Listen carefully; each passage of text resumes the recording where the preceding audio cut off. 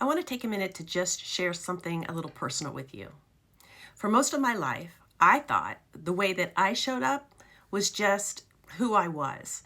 I thought I was naturally just easygoing, naturally responsible, naturally the one who could just really smooth things over, especially when there was any kind of chaos. But that really wasn't the whole truth.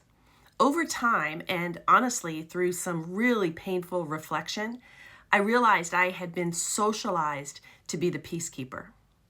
From a very, very young age, I learned that my job was to keep things calm, to not make things harder for others, to manage the emotions that were in the room at the time, even when nobody asked me to.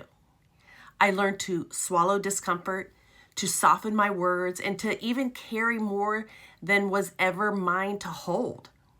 And I didn't call it conditioning. I called it being good, being helpful, even being strong. But that thing followed me everywhere. It shaped how I spoke and how I didn't, what I tolerated, how often I put myself last, and how I led. And the hardest part, I didn't even know it was there. Because that's how these things work. That's how conditioning works.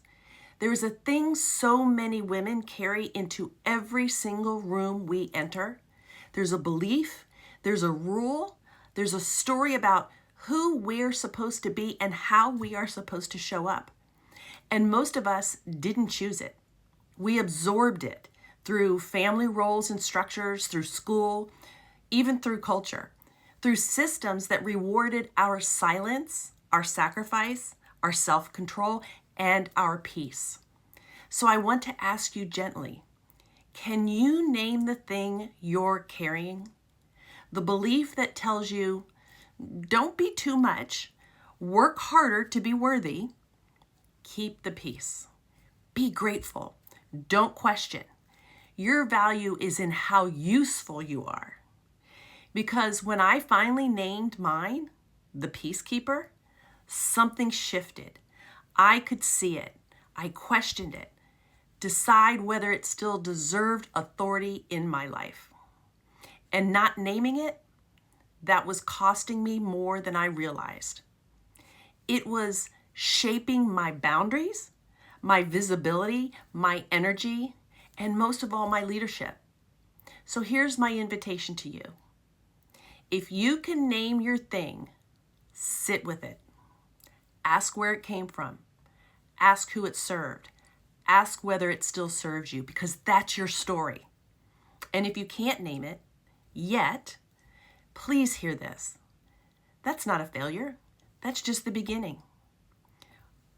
If this stirred something in you, if you feel that quiet ache of recognition, stay close. Comment in the comments, I'm ready, and send me a message.